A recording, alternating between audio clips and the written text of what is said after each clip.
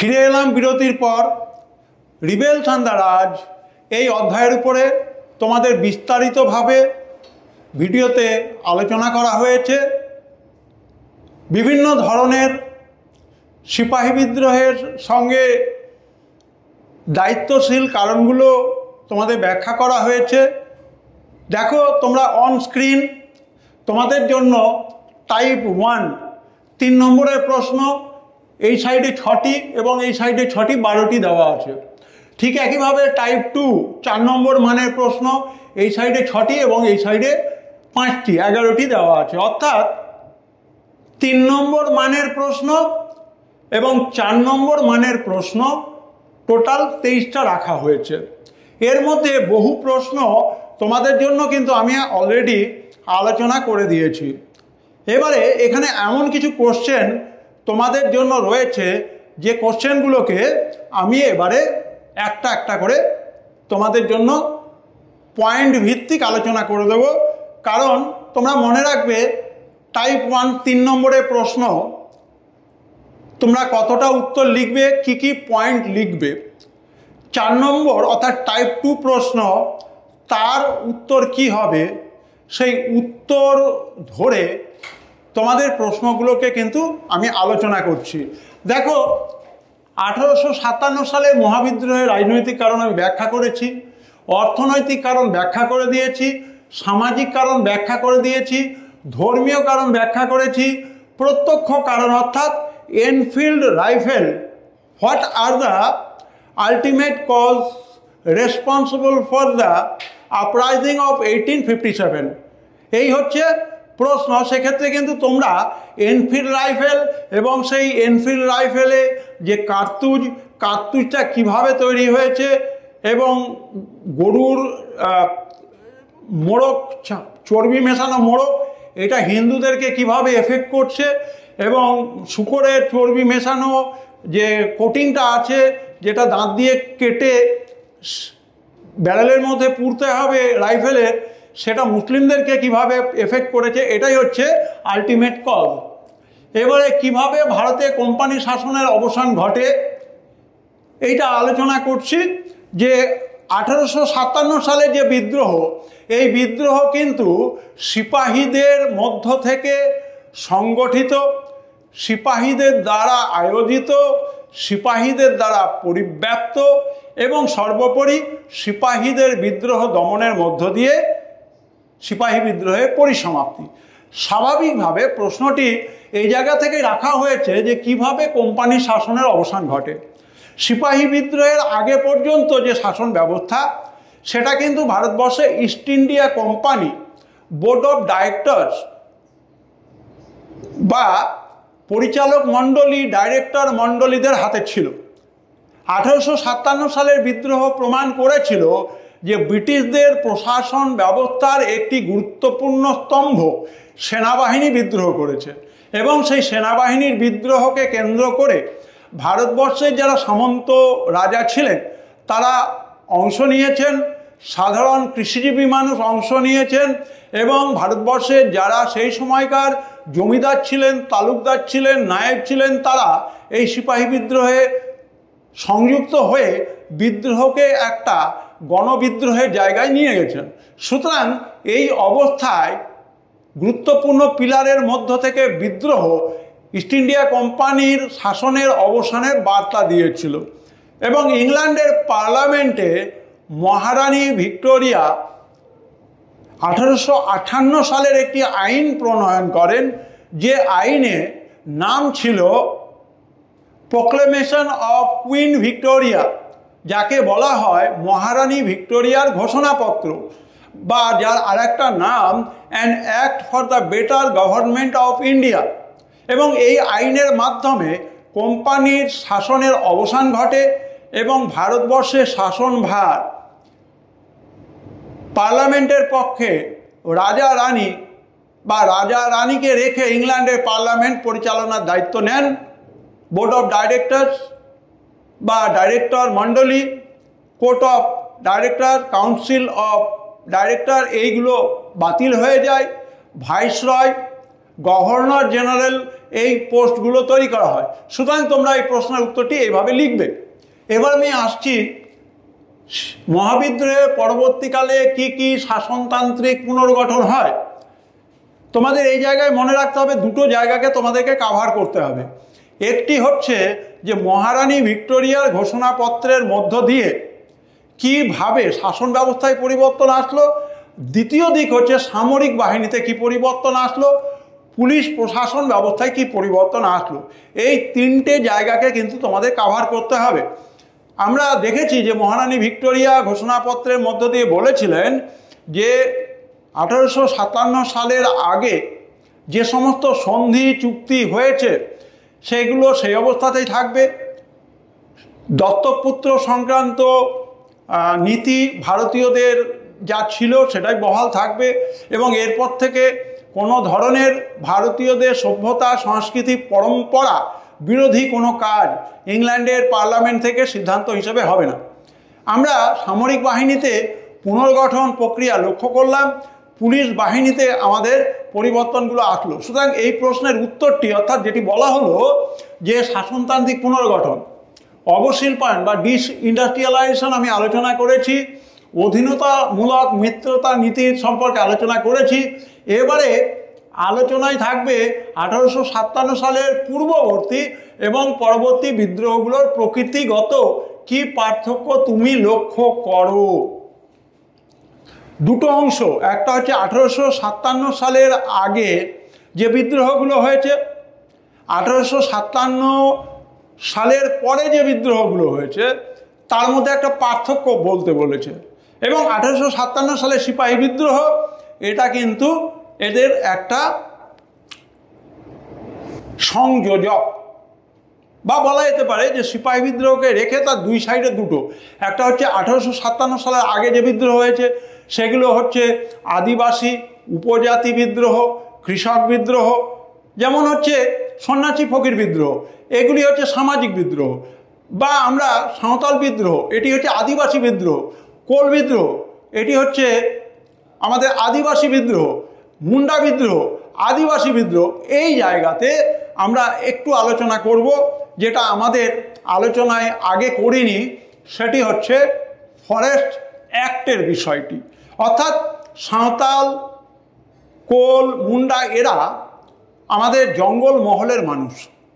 জঙ্গল অধ্যুষিত পাহাড় ঘেরা অঞ্চলে নিষ্কর জমি তারা চাষ করত এবং বংশ পরম্পরা ধরে এদের জন্যই সংরক্ষিত যে জায়গা সেখানে কিন্তু চাষাবাদ করত। এর উপরে ইংরেজদের হাত পড়েছিল।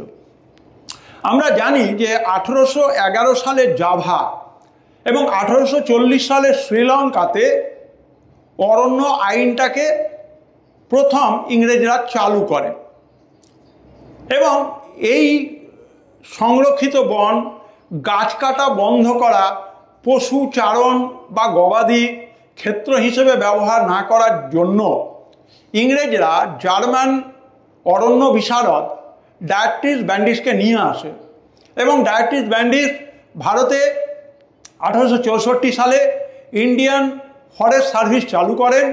1865 সালে ইন্ডিয়ান ফরেস্ট অ্যাক্ট চালু করা হয়। আমরা দেখতে পাই যে 1865 সালে যে ইন্ডিয়ান ফরেস্ট অ্যাক্ট চালু করা হয়েছিল, পরবর্তীকালে 98 সালে আবার এটি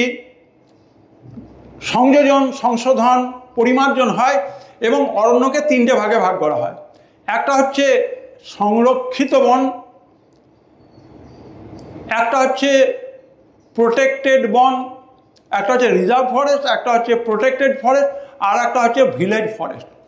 এবং মূল উদ্দেশ্যই হচ্ছে যে বনজ সম্পদের উপরে এই যে দেশজ মানুষ, এই যে আদিবাসী মানুষ, যে আদিবাসী মানুষগুলো জীবনযাত্রা নির্বাহ হতো এই অরণ্যকে কেন্দ্র করে, তারপরে হস্তক্ষেপ করা। এবং তারপরেও আমরা দেখতে পাই যে ভয়েলকার রেজলিউশন আনা হয় এবং ভয়েলকার কমিশন তার রিপোর্ট দেয়, যাতে কিন্তু অরণ্য সম্পদের উপর এই আদিম জনজাতির মানুষ, আদিবাসী মানুষগুলোর অধিকারটাকে কেড়ে নেওয়া হয়। এবং তার বিরুদ্ধেই কিন্তু আমরা দেখতে পাই সিপাহী বিদ্রোহের আগে আমাদের যে সমস্ত বিদ্রোহের নাম বললাম সেই বিদ্রোহগুলো কিন্তু হয়েছে। মহাজনদের শোষণ, রেলপথের বিস্তার, এগুলো কিন্তু এখানে কারণ হিসেবে ছিল। এবং পরবর্তীকালে আমরা দেখতে পাই সিপাহী বিদ্রোহের পর অন্যান্য যে সমস্ত অত্যন্ত জনপ্রিয় বিদ্রোহগুলো হয়েছে তার তালিকা দিতে হবে। এবারে 1857 সালে বিদ্রোহের বিস্তৃতি আলোচনা করো। এটা তোমরা পারবে যে কিভাবে সিপাহী বিদ্রোহ বহরমপুর, ব্যারাকপুর থেকে শুরু হয়ে দিল্লি, মেরাঠ, অযোধ্যা, বারাণসী, নাগপুর বিভিন্ন জায়গাতে ছড়িয়ে গেল, তার একটা বিস্তৃত বিবরণ তোমাদেরকে দিতে হবে। এবং সেই সমস্ত সামরিক বিদ্রোহগুলোকে কারা নেতৃত্ব দিয়েছেন তার কথা বলতে হবে। এবারে পরের প্রশ্ন হচ্ছে 1857 সালের মহাবিদ্রোহের নেতৃত্বের পরিচয় দাও। নেতৃত্ব একটা গুরুত্বপূর্ণ ফ্যাক্টর। আমরা 1857 সালের বিদ্রোহ তো সিপাহীরা করলো, এবং এই সিপাহীদের বিদ্রোহকে কেন্দ্র করে নানা সাহেব, কুনওয়ার সিং, তাঁতিয়া টোপি, ফৈজাবাদের আহমদুল্লাহ, বা আমরা বলতে পারি বেগম হজরত মহল, এদের নাম, তারা কোন অঞ্চল থেকে নেতৃত্ব দিয়েছিলেন সেই আলোচনাটা কিন্তু এখানে থাকবে। তাহলে তোমাদের মোটামুটিভাবে টাইপ 1 3 নম্বর মানের প্রশ্নগুলোকে কি ধরনের প্রশ্ন উত্তর হতে পারে সেটা ধারণা দেওয়া হলো। এবারে আমরা যাব টাইপ 2 4 নম্বর মানের প্রশ্ন, এবং সেক্ষেত্রে আমি এখানে রাখছি যে 1857 সালের বিদ্রোহের ব্যর্থতার 2টি কারণ উল্লেখ করো। অবশ্যই তোমরা এখানে পয়েন্ট লিখলে হবে না, সেই পয়েন্টের ব্যাখ্যা দিতে হবে, এবং সেটা এমন যেন না হয় যে কয়েক পৃষ্ঠা ধরে তোমরা উত্তর লিখছো। কারণ তোমাদের মনে রাখতে হবে তোমরা প্রশ্নর মান পাচ্ছ 4, অর্থাৎ 4 নম্বরের জন্য যেহেতু বলে দিয়েছে দুটো কারণ লেখো, তাহলে অবশ্যই সেখানে কি লিখবে?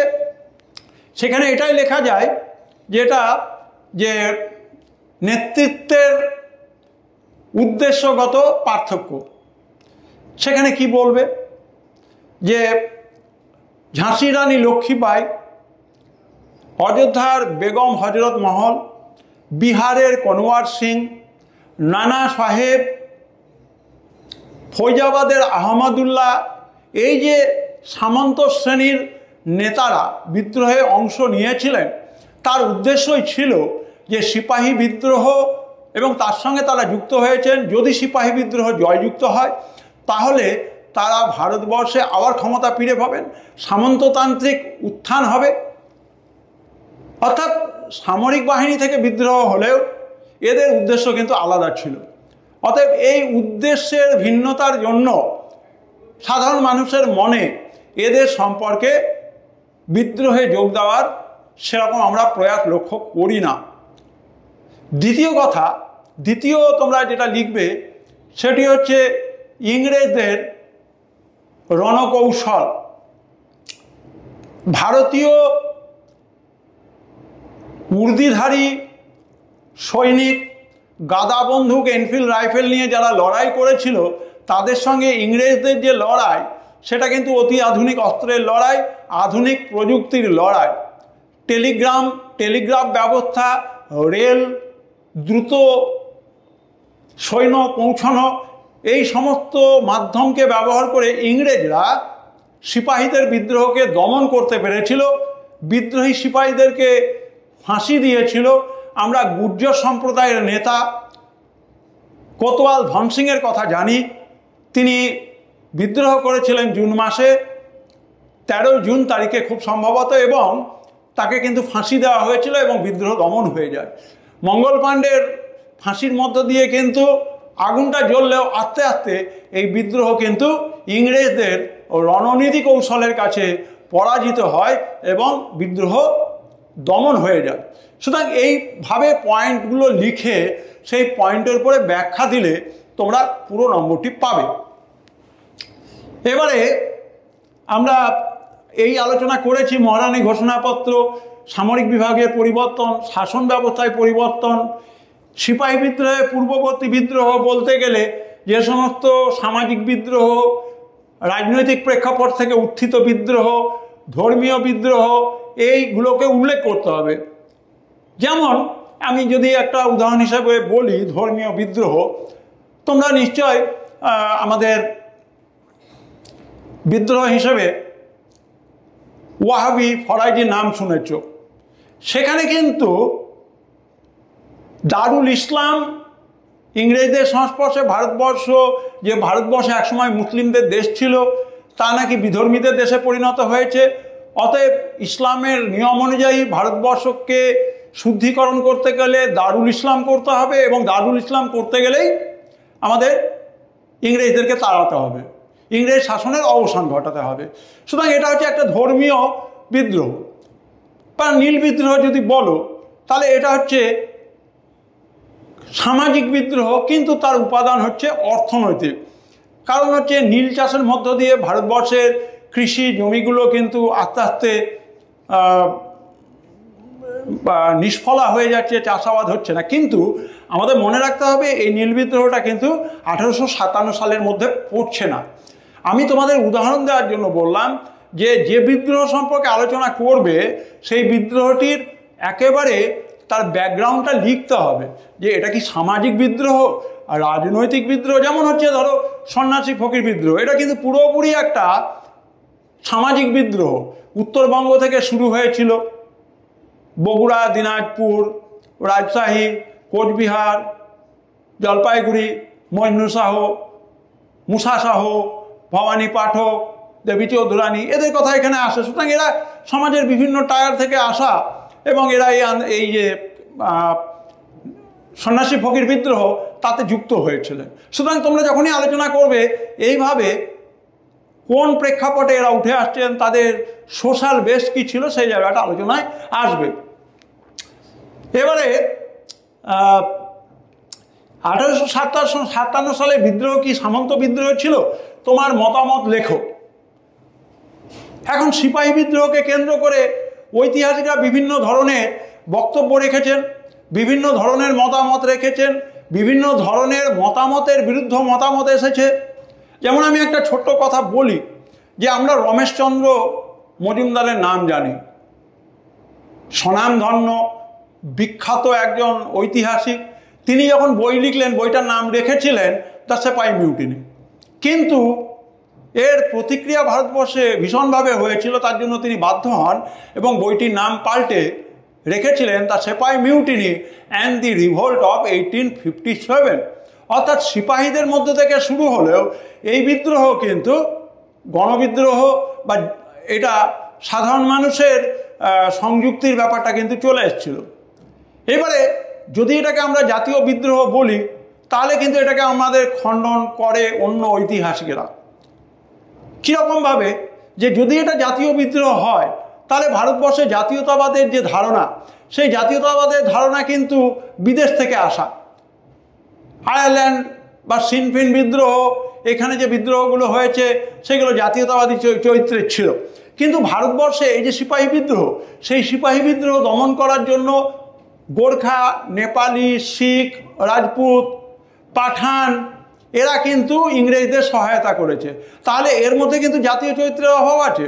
জাতীয় চরিত্র থাকলে এরা কিন্তু ভারত মায়ের শৃঙ্খল মোচনের চেষ্টা করত, ইংরেজদের সহায়তা করতো না। সুতরাং আমার বলার উদ্দেশ্য হচ্ছে, সামন্ত বিদ্রোহ বলতে গেলে আমাদের আলোচনা রাখতে হবে যে কোনওয়ার সিং, নানা সাহেব, বেগম হজরত মহল, এরা কিভাবে বিদ্রোহে অংশ নিচ্ছে, এবং তার একটাই উদ্দেশ্য যে একটা সময় তারা তাদের অঞ্চলের সামন্ত, এবং এই বিদ্রোহকে জয়যুক্ত করতে পারলে তারা তাদের ক্ষমতা ফিরে পাবেন, এই বাসনাতেই কিন্তু তারা সিপাহী বিদ্রোহে যোগ দিয়েছিলেন। এবং এটাকে বলা হয় সামন্ততান্ত্রিক বিদ্রোহ। কোনো কোনো ঐতিহাসিকের লেখাতে এটাকে বলা হয় সামন্ততন্ত্রের মৃত্যুকালীন আর্তনাদ।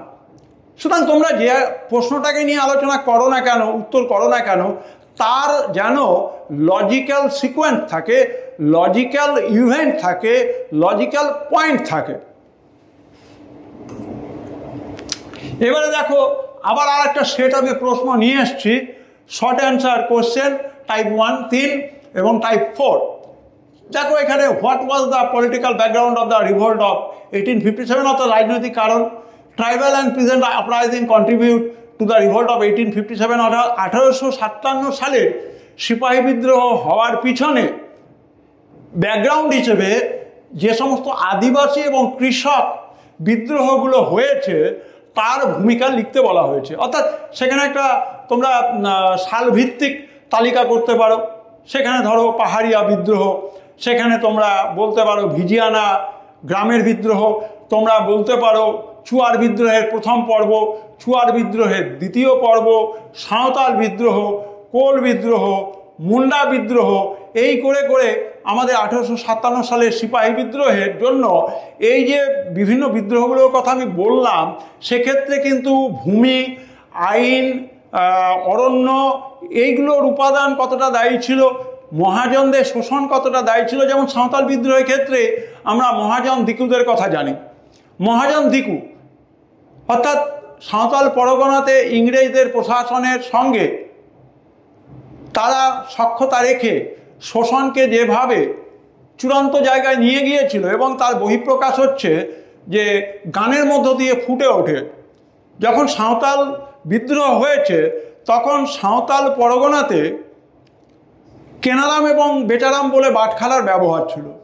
কীরকম সেটা হচ্ছে মহাজনরা যখন কিনতো তখন ভারী বাটখারা দিয়ে কিনতো, এবং যখন মহাজনরা সাঁওতালদেরকে কোনো জিনিস বেচতো তখন হালকা বাটখারা দিয়ে বেচতো। অর্থাৎ দুটো জায়গায় সাঁওতালদেরকে ঠকানো হতো।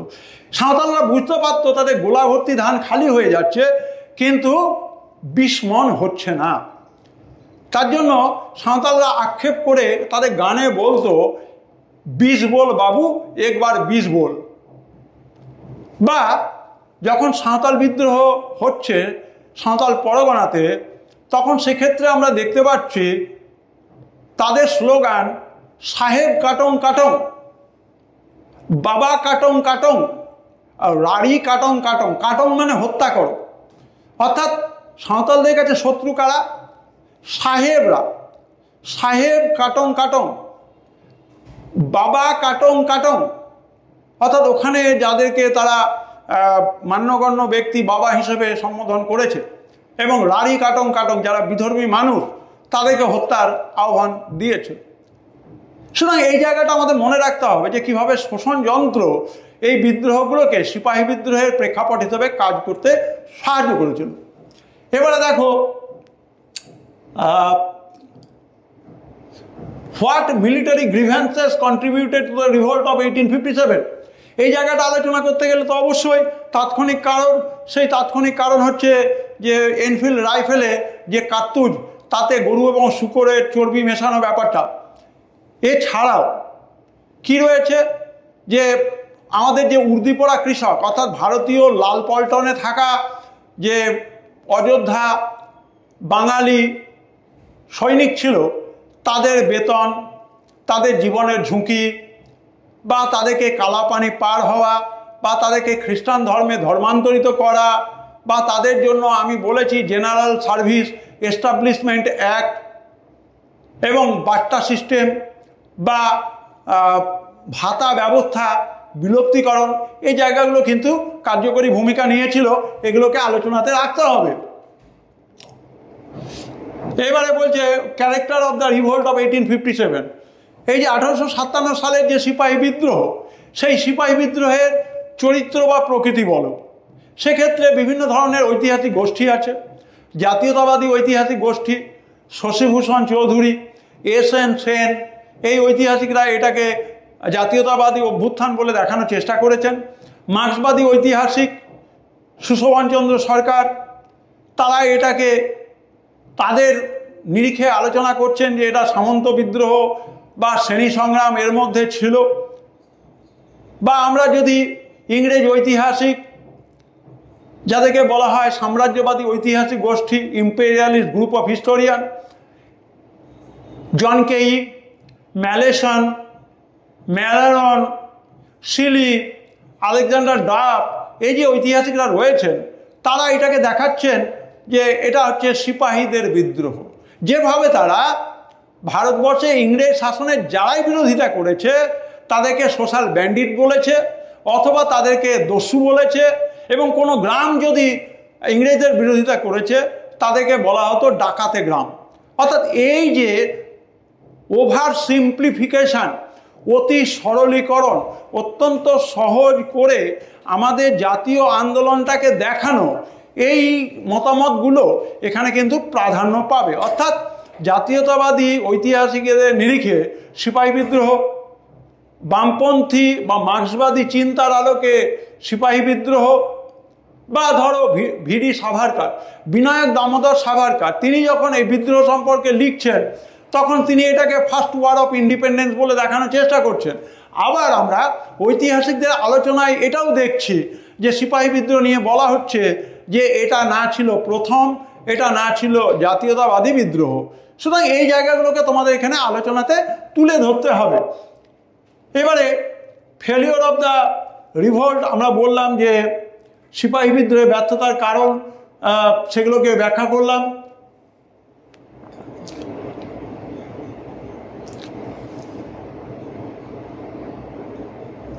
তারপরে দেখো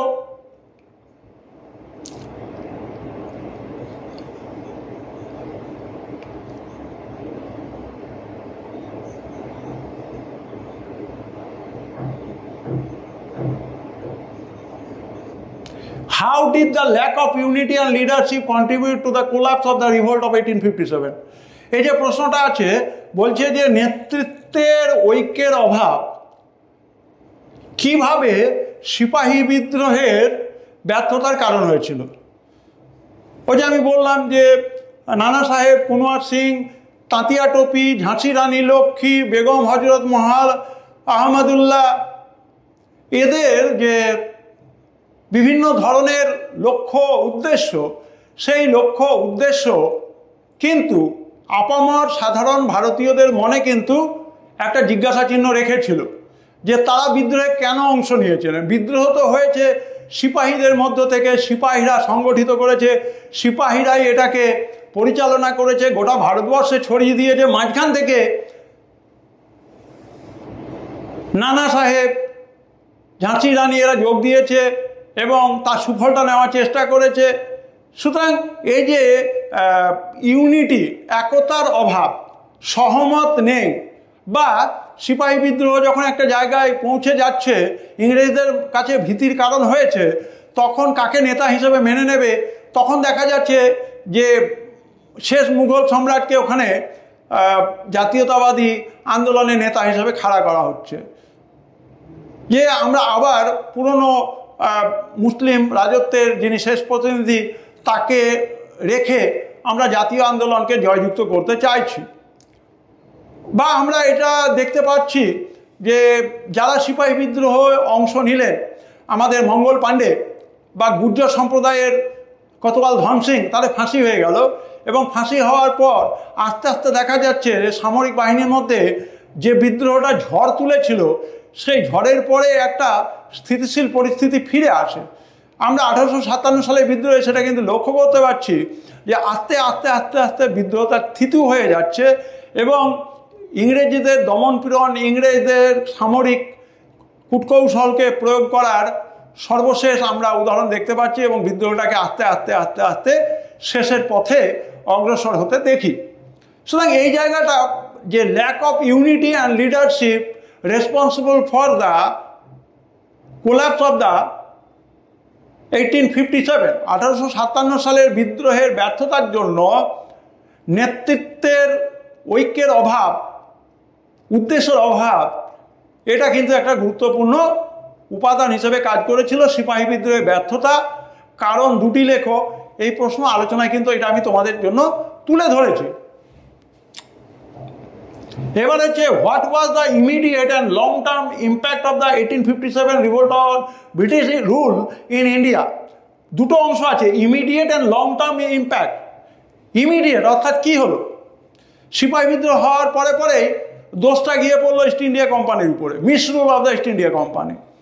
ইস্ট ইন্ডিয়া কোম্পানির অপশাসনের বিরুদ্ধেই এই ধরনের সামরিক বাহিনী, যেটা কিনা ইংরেজদের প্রশাসনের একটি পিলার ছিল, সেখানে কিন্তু বিদ্রোহ শুরু হয়েছে।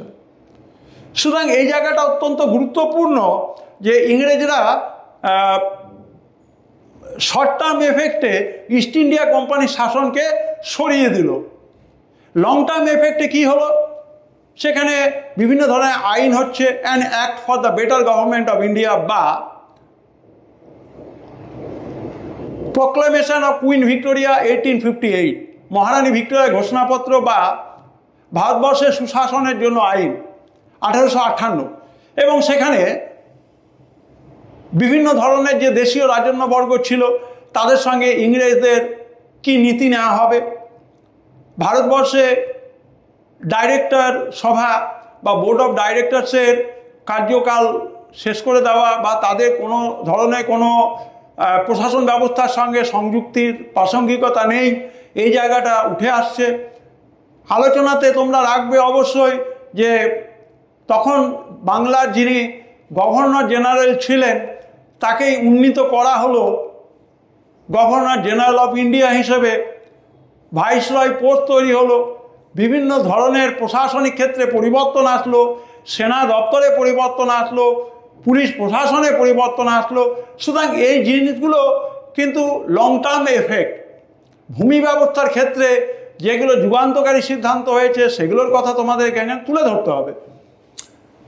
এবং সর্বোপরি how did the revolt of 1857 influence the future course of the Indian nationalist movement, পরবর্তীকালে যে ভারতবর্ষে জাতীয়তাবাদী আন্দোলন হয়েছে সেই জাতীয়তাবাদী আন্দোলন কতটা 1857 সালের বিদ্রোহের দ্বারা প্রভাবিত হয়েছিল।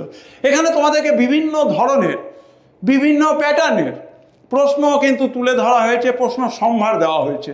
বাংলা মাধ্যমের প্রশ্ন তোমাদের জন্য এখানে টাইপ 1 12টা, টাইপ 2 11টা, অর্থাৎ 23টা প্রশ্ন এখানে রাখা হয়েছে। ইংরেজি প্রশ্ন এখানে 14টা আর 10টা 24টা, অর্থাৎ 23 এবং 24 কত হলো 47টা প্রশ্ন বিভিন্নভাবে তোমাদের জন্য আমি কিন্তু সাজিয়ে রেখেছি। সর্বোপরি মনে রাখবে যে চতুর্থ সেমিস্টারটা বড় বড় প্রশ্ন লিখতে হবে এবং সেই বড় বড় প্রশ্নের উত্তর তোমরা যাতে করে নির্ভুলভাবে প্রিসাইজ টু দ্য পয়েন্ট এইভাবে লিখতে পারো তার সর্বতোভাবে আমি চেষ্টা তোমাদের জন্য করেছি। এই জন্যই যে উচ্চ মাধ্যমিক শিক্ষা সংসদ অবশ্যই ছাত্রদের স্বার্থে, ছাত্রছাত্রীদের স্বার্থে, বিদ্যালয়গুলির স্বার্থে সর্বদাই কাজ করে চলেছে। আমরা আমাদের উচ্চ মাধ্যমিক শিক্ষা সংসদের যারা মাননীয়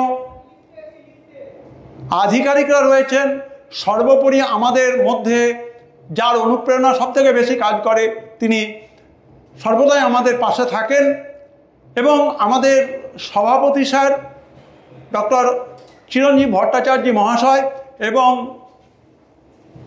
সচিব ডক্টর প্রিয়দর্শনী মল্লিক মহাদয়া, আমাদের বিভিন্ন যারা ডেপুটি সেক্রেটারি একাডেমিক সেকশনে রয়েছেন, যারা কর্মচারী বর্গ রয়েছেন, সবাইকে আমার অনেক অনেক কৃতজ্ঞতা জানাই। সর্বোপরি তোমাদেরকে শুভেচ্ছা জানাই।